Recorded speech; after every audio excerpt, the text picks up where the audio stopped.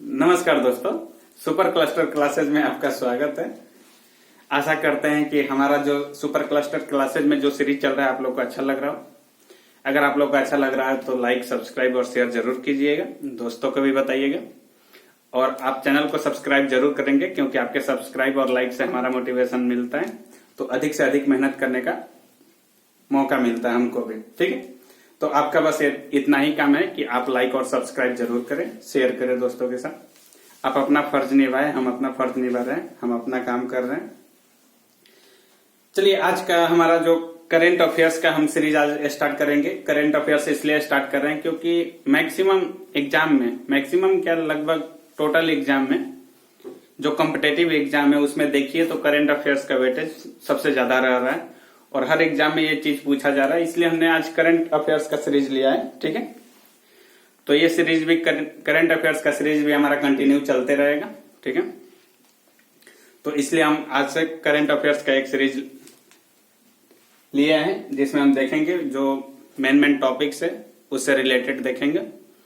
ठीक है, चलिए आज का सीरीज स्टार्ट करते हैं एक मोटिवेशनल बात से कि कभी भी अगर लक्ष्य बार बार कोशिश करने के बाद भी अगर लक्ष्य ना मिले, बार बार कोशिश करने के बाद भी अगर लक्ष्य ना मिले तो तरीके बदलो, लक्ष्य नहीं। फिर से सुनिएगा कि बार बार कोशिश करने के बाद अगर लक्ष्य ना मिले तो तरीके बदलिए, लक्ष्य नहीं। लक्ष्य तो फिक्स है कि हमको वहां पे जाना है, तो अगर बार बार कोशिश पे आपका लक्ष्य नहीं मिल रहा है तो आप जो तरीका उसको अपना रहे हैं, यानी लक्ष्य पाने का जो तरीका अपना रहे हैं उस तरीका को बदलिए। ठीक है, तो चलिए, आशा करते हैं कि आप लोग को ये वीडियो भी अच्छा लगेगा। ठीक है, चलिए देखते हैं। पहला क्वेश्चन है हमारा, पहला पॉइंट है हमारा कि 1 दिसंबर 2022 से 30 नवंबर 2023 तक G20 की अध्यक्षता भारत करेगा। देखिए, G20 एक सम्मेलन है जो 20 बड़े बड़े देशों का, बड़े बड़े इकोनॉमिक्स जो देश है उनका एक सम्मेलन होता है, एक बैठक होता है, एक ग्रुप है उनका जिसको G20 कहा जाता है। ठीक है, तो इस बार क्या है कि भारत इसकी अध्यक्षता कर रहा है। G20 की अध्यक्षता कौन कर रहा है? भारत, जो कि कार्यभार संभाला है कब से? 1 दिसंबर 2022 से, और ये 1 महीना के लिए अध्यक्ष बना रहेगा, यानी कि पूरा दिसंबर भारत इसकी अध्यक्षता संभालेगा। ठीक है, तो ये एग्जाम ऑफ व्यू से इंपॉर्टेंट है कि G20 एक बहुत बड़ा सम्मेलन है, बड़ा संघ है, बड़े बड़े देशों का संघ है G20, तो इसकी अध्यक्षता भारत कर रहा है। तो एक क्वेश्चन में पूछे जाने की संभावना है कि G20 की अध्यक्षता, यानी कि G20 2022 की अध्यक्षता कौन कर रहा है? 22 से लेकर 23 तक चलेगा, यानी कि 1 दिसंबर 2022 से 30 नवंबर 2023 तक भारत, 1 दिसंबर 2022 से 30 नवंबर 2023 तक, यानी कि 1 साल के लिए अध्यक्षता कौन करेगा? भारत करेगा। ठीक है, और इस बार का जो थीम रखा गया है, देखिए कोई भी जब सम्मेलन होता है तो उसका एक थीम, एक कोटेशन दिया जाता है, तो एग्जाम ऑफ व्यू से वो कोटेशन भी इंपॉर्टेंट हो जाता है क्योंकि डायरेक्ट ऑनलाइनर क्वेश्चन में डायरेक्ट उस थीम को पूछ दिया जाता है कि जो G20 सम्मेलन हुआ उसका थीम क्या रखा गया था। ठीक है, तो हमारे जो प्रधानमंत्री हैं श्री नरेंद्र मोदी, उन्होंने ये थीम दिया है और ये थीम क्या है कि एक पृथ्वी, एक परिवार, एक भविष्य। ठीक है, भारत द्वारा इस थीम का निर्णय लिया गया है। भारत, क्योंकि अध्यक्षता भारत कर रहा है तो भारत ने ही थीम रखा है क्या? एक पृथ्वी, एक परिवार, एक भविष्य। ठीक है, तो G20 शिखर सम्मेलन का इस बार का जो थीम है ये एक पृथ्वी, एक परिवार और एक भविष्य है। ठीक है, तो ये पॉइंट आप लोग ध्यान रखेंगे। अगला पॉइंट हमारा नई चेतना अभियान।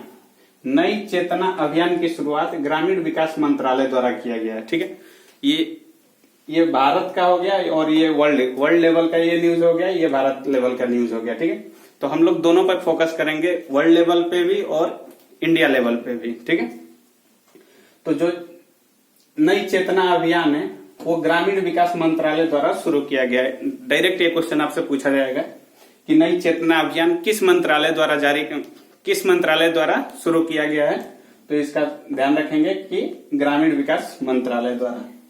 अगला पॉइंट है हमारा the emissary of peace award the emissary of peace award, जो कि अमेरिका द्वारा दिया जाता है। फिर से देखिए, the emissary of peace award जो कि अमेरिका द्वारा दिया जाता है, ये भारतीय नागरिक श्री रविशंकर को मिला है। ठीक है, जो भारत के नागरिक श्री रविशंकर को मिला है the emissary of peace award, जो कि अमेरिका द्वारा दिया जाता है, श्री रविशंकर को मिला है। ठीक है, अगला पॉइंट है हॉर्नबिल महोत्सव।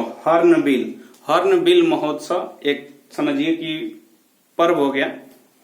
हॉर्नबिल महोत्सव यानी महान उत्सव नागालैंड में मनाया जाता है। हॉर्नबिल महोत्सव कहाँ पे मनाया जाता है? नागालैंड में मनाया जाता है।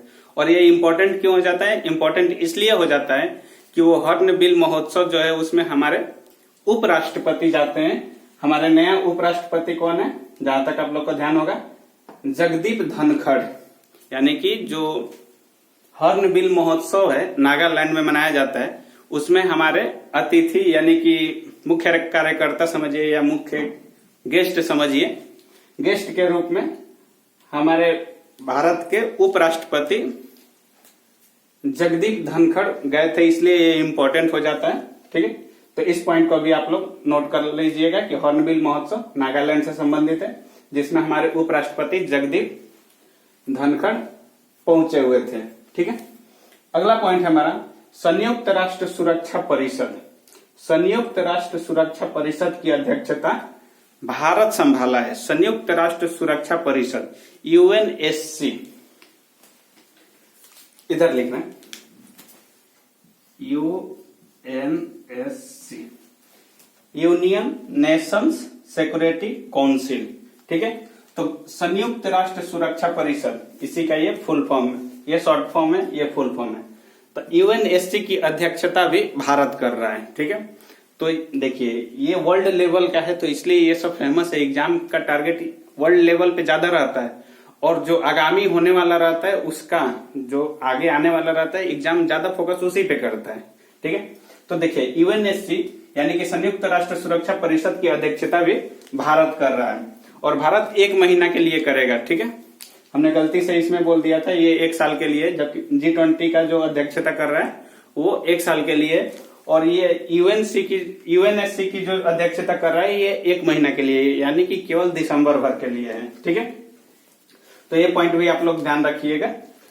देखिए यूएनएससी में कुल 15 सदस्य हैं।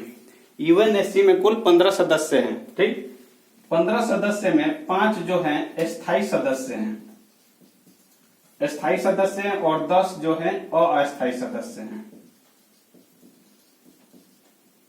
ठीक है, यूएनएससी में कुल 15 सदस्य हैं, जिसमें 5 सदस्य स्थायी हैं और 10 सदस्य अस्थायी हैं। अस्थायी सदस्य में बड़े बड़े देश हैं, जैसे एक ट्रिक याद रखिएगा,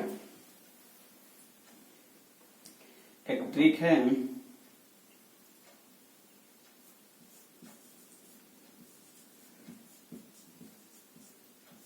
सियार फसल बा। देखिए एक ट्रिक याद रखिएगा। ठीक है, ट्रिक तो भोजपुरी का हो गया सियार फसल बा।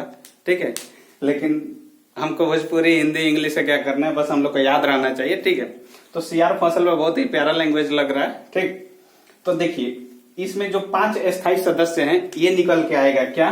सी से चाइना यानी कि चीन, सी से चीन हो गया, आर से रसिया हो गया यानी कि रूस हो गया, आर से रूस हो गया, फसल से फ्रांस, तो फ्रांस याद रखिएगा फसल से, बी से ब्रिटेन, ब्रिटेन,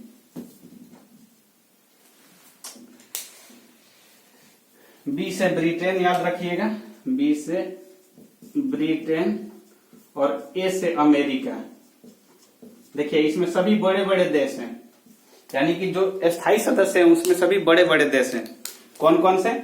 सीआर फसल बा, सी से चीन, आर से रूस, सीआर फसल से फ्रांस, और बी से ब्रिटेन, ए से अमेरिका, ये स्थायी सदस्य हैं। भारत जो है, भारत यूएनएससी का अस्थायी सदस्य है। ठीक है, तो ये पॉइंट भी आप लोग ध्यान रखिएगा। और 1-2 पॉइंट इसमें लिख देते हैं।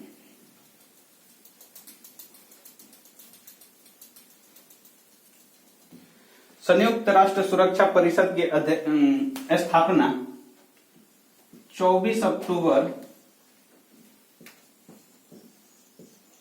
1945 को हुआ था। ठीक है, तो कभी कभी ऑनलाइन क्वेश्चन में यह पूछ दिया जाता है कि संयुक्त राष्ट्र सुरक्षा परिषद की स्थापना 24 अक्टूबर 1945 को हुआ था। ठीक है, तो यह पॉइंट भी आप लोग नोट कर लीजिएगा। इसमें ध्यान रखिएगा कि यूएनएससी का भारत अस्थायी सदस्य है, ना कि अस्थायी सदस्य है। ठीक है, अस्थायी सदस्य में केवल 5 देश हैं। उसका शॉर्ट ट्रिक हमने बता दिया कि CR फसल बा।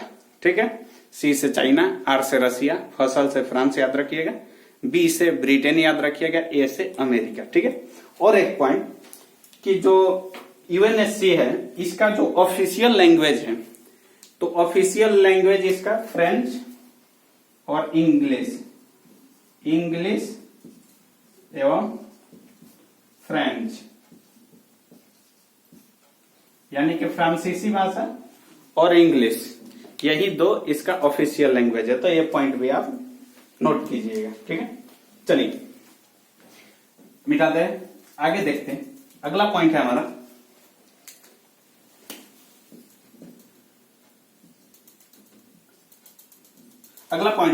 भारत 1 जनवरी 1923 को वासेनार व्यवस्था, देखिए वासेनार व्यवस्था यानी वासेनार अरेंजमेंट, इंग्लिश में भी ध्यान रखिएगा क्योंकि कभी कभी एग्जाम में डायरेक्ट इंग्लिश नाम दे दिया जाता है, तो इसलिए आप लोग इंग्लिश भी ध्यान रखेंगे। ठीक, तो वासेनार अरेंजमेंट यानी कि वासेनार व्यवस्था की अध्यक्षता संभालेगा। देखिए भारत का लेवल कहां पे आ गया है। ठीक है, अभी हम लोग देख रहे हैं कि भारत जो है G20 का अध्यक्षता कर रहा है।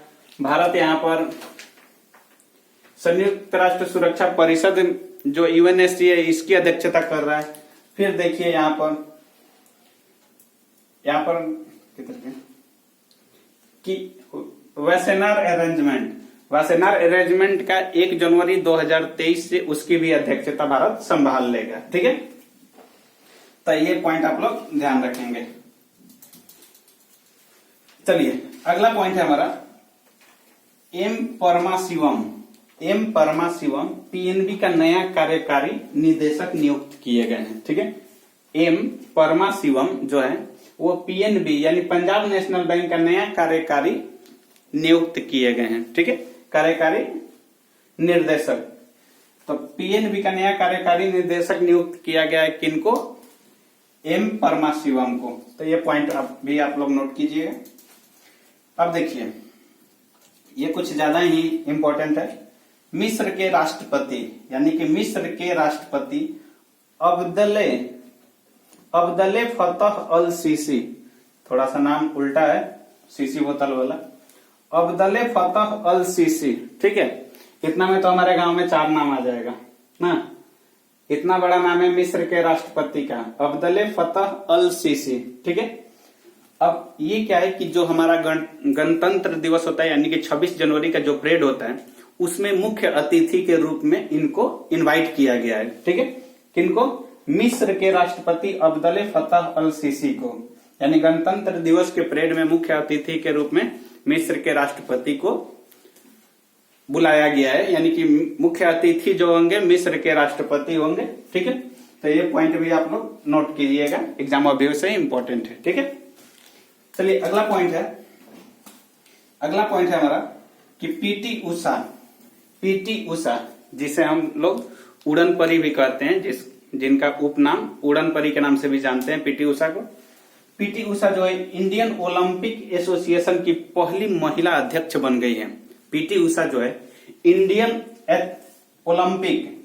ओलंपिक एसोसिएशन जो है उसकी प्रथम महिला अध्यक्ष बन गई है। इससे पहले कोई महिला अध्यक्ष नहीं हुआ करते थे, लेकिन ये पहली बार हुआ है जो पीटी उषा को ये सौभाग्य देखने को मिला है। ठीक है, चलिए अगला पॉइंट आप लोग नोट कीजिए।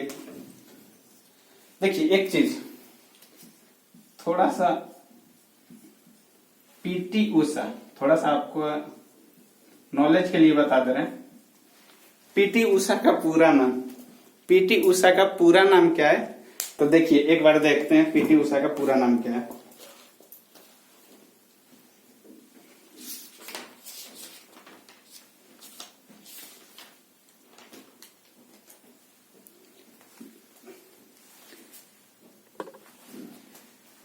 देखिए पीटी उषा का पूरा नाम क्या है, ठीक है।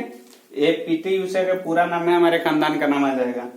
पी से पीला उला कांडी, पी से पीला उला कांडी, टी से थेकेरा परम्बिल, थेकेरा परम्बिल, पीरा उला कांडी थेकेरा परम्बिल उषा, इनका पीटी उषा का पूरा नाम है, ठीक है। तो ये आपके नॉलेज के लिए बता दिए, एग्जाम अभी से इंपॉर्टेंट नहीं है, ठीक है। चलिए अगला पॉइंट देखते हैं।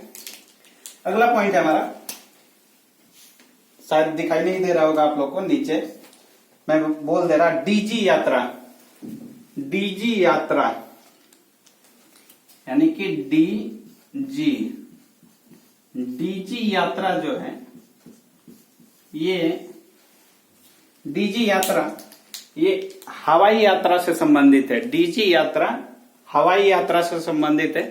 इसके माध्यम से कि जैसे हवाई यात्रा हम लोग करते हैं तो वहां पे आई कार्ड वगैरह और बोर्डिंग पास एक होता है, बोर्डिंग पास वगैरह लेके जाना पड़ता है स्कैन कराने के लिए। अब डीजी यात्रा के माध्यम से वो चीज ले जाने की जरूरत नहीं है, ठीक है। तो ये हम डीजी यात्रा जो लॉन्च किया है, ये हमारे केंद्रीय नागरिक उड्डयन मंत्री, केंद्रीय नागरिक उड्डयन मंत्री जो कि ज्योतिरादित्य सिंधिया हैं, इन्होंने डीजी यात्रा की शुरुआत की है, जो गिने चुने अभी एयरपोर्ट पे लगा हुआ है, ठीक है। जैसे दिल्ली वगैरह जैसे एयरपोर्ट पे अभी ये लगा हुआ है कि वहां बोर्डिंग पास और कोई आईडी कार्ड ले जाने की जरूरत नहीं है आपको, ठीक। तो ये भी आप लोग नोट कर लीजिएगा कि डीजी यात्रा, इसमें क्वेश्चन पूछेगा तो डायरेक्ट ऐसे पूछेगा कि डीजी यात्रा किससे संबंधित है, किस यात्रा से, रेल यात्रा, बस यात्रा, हवाई यात्रा, ऐसे पूछ सकता है, ठीक है। चलिए अगला पॉइंट देखिए। अगला पॉइंट है हमारा रुद्राक्ष, रुद्राक्ष बाला साहेब पाटिल, रुद्राक्ष बाला साहेब पाटिल जो कि भारतीय मूल के निवासी हैं। ISSF, ISSF international shooting sport federation, ISSF जिसका फुल फॉर्म है इंटरनेशनल शूटिंग स्पोर्ट्स फेडरेशन। तो इन्होंने shooting sport federation international level में पुरुष वर्ग में स्वर्ण पदक जीता है, ठीक है।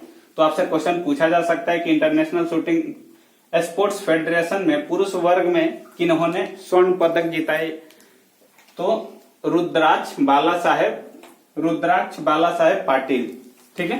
तो ये पॉइंट भी आप लोग नोट कर लीजिएगा। देखिए हम लोग करेंट अफेयर्स में हम लोग कोई ट्रिक, कोई कंसेप्ट नहीं लगा सकते हैं, उसमें क्या है कि आपको याद करना पड़ेगा, ठीक है। अगर हम यही चीज कर सकते हैं कि जहां पे ट्रिक लगने वाला हो हम लोग वहां पे ट्रिक यूज करेंगे, लेकिन देखिए करंट ऐसा चीज है कि जो बिना याद किए नहीं हो सकता है, ठीक है। तो करंट में हम लोग कुछ नहीं कर सकते, आपको याद करना पड़ेगा, ठीक है। चलिए अगला पॉइंट है हमारा, अगला पॉइंट है इंडोनेशिया में माउंट सेमेरू ज्वालामुखी फटा है। देखिए ये वर्ल्ड लेवल का न्यूज है कि इंडोनेशिया में माउंट सेमेरू एक ज्वालामुखी का नाम है, माउंट सेमेरू एक ज्वालामुखी का नाम है जो कि इंडोनेशिया में स्थित है, इंडोनेशिया के जावा द्वीप पर स्थित है, ठीक है। तो हाल ही में अभी वो फटा हुआ है, ठीक है। तो ये ध्यान रखिएगा कि एग्जाम अभी उससे इंपॉर्टेंट है, क्योंकि ये चीज पूछा जा सकता है कि जो माउंट सेमेरू ज्वालामुखी है वो कहाँ पर स्थित है और किस द्वीप पर स्थित है। तो अगर कहाँ पर स्थित है तो इंडोनेशिया। अगर आपसे डीपली जाके द्वीप पूछ दिया जाए कि किस द्वीप में स्थित है तो जावा द्वीप पर, ठीक है। तो जावा द्वीप आप नोट कर लीजिएगा। चलिए अगला पॉइंट है हमारा फिल्म RRR। आप लोगों ने मूवी देखा होगा RRR, जो कि एक साउथ मूवी है। RRR जो मूवी है, इस मूवी को बेस्ट इंटरनेशनल पिक्चर अवार्ड मिला है, ठीक है। बेस्ट इंटरनेशनल पिक्चर अवार्ड यानी कि वर्ल्ड लेवल पे ये फेमस हुआ है, ठीक है। और एक है कि हॉलीवुड क्रिटिक्स एसोसिएशन द्वारा स्पॉटलाइट अवार्ड भी दिया गया है हॉलीवुड से। देखिए ये बॉलीवुड का मूवी है साउथ का, और इसको हॉलीवुड लेवल पे भी इसको अवार्ड मिला है। कौन सा? हॉलीवुड क्रिटिक्स एसोसिएशन HCA एक संस्था है जिसने स्पॉटलाइट अवार्ड को, जैसे इस मूवी को दिया है, स्पॉटलाइट अवार्ड से इस मूवी को सम्मानित किया है, ठीक है। तो ये पॉइंट भी आप लोग नोट कीजिएगा कि Hollywood critics association spotlight award film RRR को मिला है, ठीक है। अगला पॉइंट देखते हैं। अगला पॉइंट है हमारा time portion of the year. Time portion of the year अगर जिन्हें नियुक्त किया गया है वो यूक्रेन के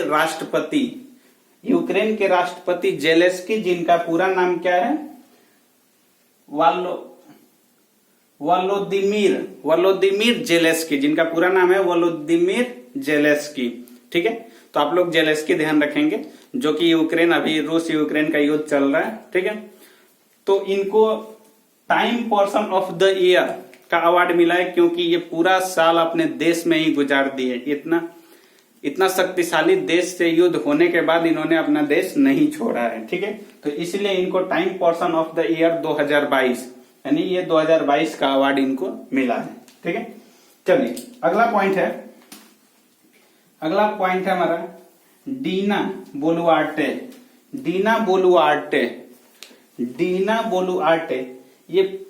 ये इसलिए फेमस हो जाती है कि ये पेरू जो देश है की प्रथम महिला प्रेसिडेंट बन गई है। ठीक है, तो डीना बोलुआर्टे हाल ही में अभी प्रेसिडेंट यानी कि राष्ट्रपति बनी है, जो कि पेरू के इतिहास में पहला राष्ट्रपति होंगे। ठीक है, तो पेरू की पहला महिला यानी कि पेरू की प्रथम महिला प्रेसिडेंट होगी ये कौन, डीना बोलुआर्टे। इसलिए ये चीज फेमस हो जाता है। ठीक है, और एग्जाम ऑफ व्यू से इंपॉर्टेंट हो जाता है। ठीक है, तो ये पॉइंट भी आप लोग नोट कर लीजिएगा। तो आज के करंट अफेयर्स के सीरीज में हमारा इतना ही सीरीज। नेक्स्ट वीडियो में हम आगे का करंट अफेयर्स देखेंगे। ठीक है, आगे हमारा जो सीरीज चल रहा है चलता रहेगा। ठीक है, सब सीरीज आपको इस प्लेटफॉर्म पे हर सीरीज पढ़ने को मिलेगा, वो भी फ्री ऑफ कॉस्ट, और बहुत ही बारीकी से हर चीज पढ़ने को लिए मिलेगा। जहां पे ट्रिक की जरूरत होगी हम खुद ट्रिक बनाते हैं, और किसी बात को ऐसे दिल पे नहीं लेना है, बुरा नहीं मानना है। होता है कभी बोलने में कभी कुछ मिस्टेक हो जाता है, तो उतना तो आप लोग को भी मैनेज करना पड़ेगा। हो सकता है कि लिखने में कुछ मिस्टेक हो जाता हो, तो ज्यादा जैसे कोई चीज समझाने में आदमी लिखने के लिए सही लिख देता है, कभी गलती से मुंह से कुछ निकल जाता है, जो लिखे नहीं है वो निकल जाता है, तो उतना दिल पे नहीं लेना है। बाकी एंजॉय कीजिए, पढ़ाई अच्छा से कीजिए, दिल लगा के पढ़िए। ठीक है, अगर कोई आप लोग को डाउट हो तो कमेंट सेक्शन में कमेंट जरूर कीजिए, और चैनल को सब्सक्राइब जरूर कीजिए। वीडियो देखने के लिए धन्यवाद। Thank you.